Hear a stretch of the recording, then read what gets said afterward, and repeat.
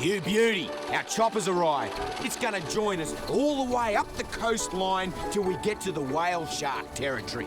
It'll give us a tremendous amount of flexibility to reach inaccessible places and help us locate wildlife that we probably would have been really hard-pressed to find.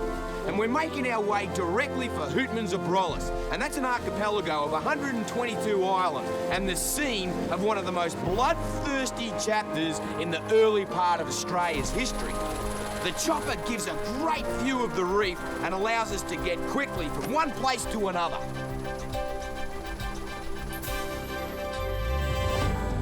Hootman's Abrolhos is on the edge of the continental shelf in the Indian Ocean, and these treacherous reefs and islands rear up suddenly out of the sea that's hundreds of feet deep. Many ancient sailing ships have run aground on them, and that includes the Batavia, which ran aground in 1629 right here on Wallaby Island. 125 men, women and children were slaughtered in a brutal mutiny. What a chunk of history. Hard to believe that this is the first European structure settlement in Australia, way out here, nearly 50 miles out in the middle of the ocean. This is one of the most amazing islands I've ever been on. It's dead flat limestone and the wildlife hasn't really learnt to fear people. So I'm thinking that this depression would be where there's water. Oh yeah, have a go at this. Here it is, all right. Here's the fresh water. And where there's fresh water, there's animal life. Here's one. Most of the inhabitants of the islands have been brought here at some stage by people. How can I just gently...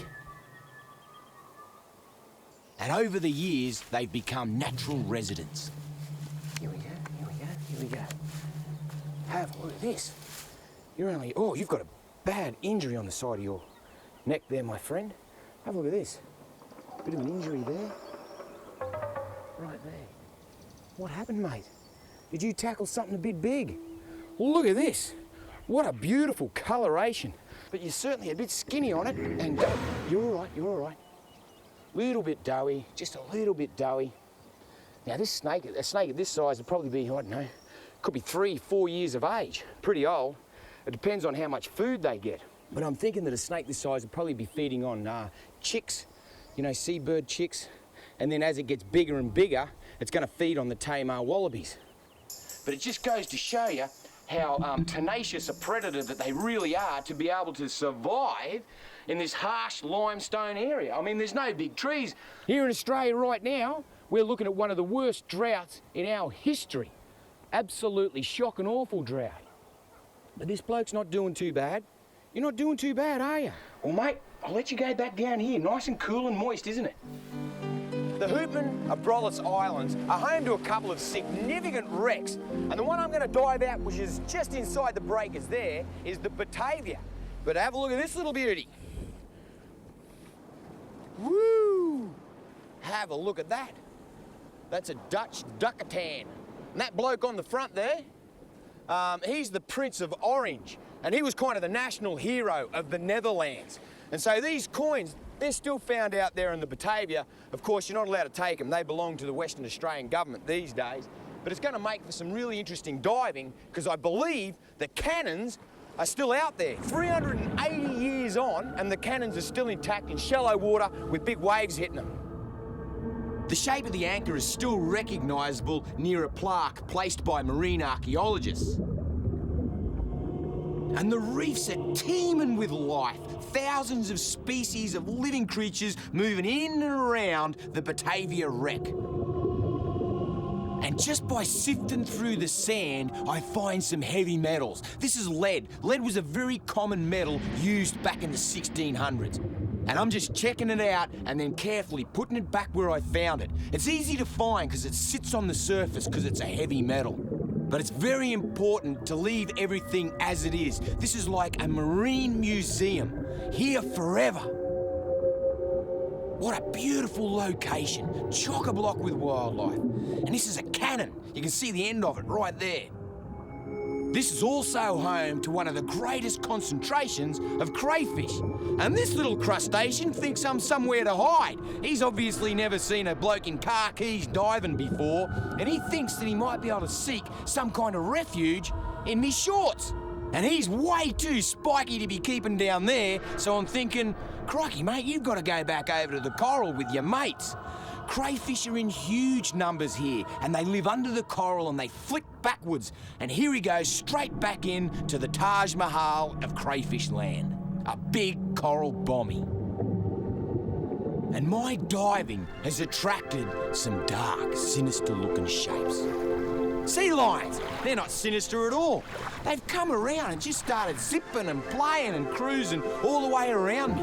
I'm not sure what they're up to, so I'm dumping me gear and going back under to have a look. I'm coming. It's like they're just beckoning me with those big, beautiful, dark eyes. Play with us, Steve-O, play with us. And they're all over me. These Western Australian sea lions are just like the dolphins. If I spin, they spin. If I do turns, they turn. And if I stop, they get bored and they come straight back over and get me back into it. It's like synchronised swimming. As I turn and flip and curl around, so does she. What a beautiful female sea lion. But it's important to remember that she's still a wild animal, and they have been known to chomp down on the odd swimmer. They seem perfectly harmless, but they've got really serious teeth, and even a playful nip can end up with a big chunk missing out of you. They are so curious, so inquisitive. I take my goggles and snorkel off so as it can get a good look at my head. And if it kisses the camera, I'll kiss the camera. Who's the better kisser? I am. Christ, she is so beautiful. Gorgeous, absolutely drop-dead gorgeous, Sheila. And she thinks I'm a bit of all right too. Sorry about that, Terry. Going for the other girl. You get that?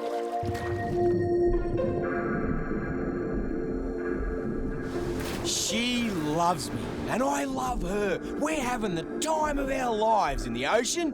But unfortunately, our time's just about up. We gotta keep moving. Our next stop is Steep Point, which is the most western place on the mainland of Australia, and one of the most dramatic coastlines I've ever seen. This place just goes off, and the only way to get in there is by chopper.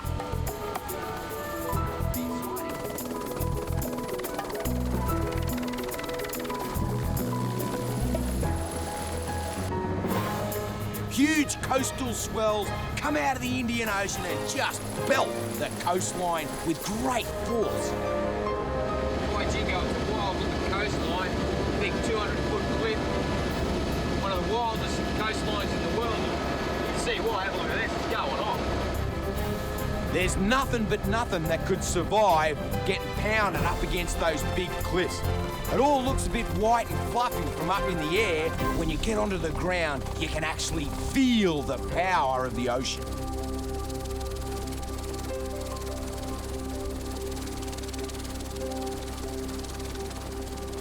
Can you balance up there? Well, here we are, at the end of Australia. Over there is Africa. But by crikey, it's a long way. Westernmost point on the continent of Australia. And have a go at this. My daughter is an absolute legend. Look at this. She tossed a little dragon. She saw it and she caught it. Just like your daddy does, huh? Yeah. It's a little rock dragon. And that's full grown, believe it or not. Have a go at it compared to my thumb. Pretty small. Wild coastline. Absolutely rugged, going off 200 foot straight down into the Indian Ocean.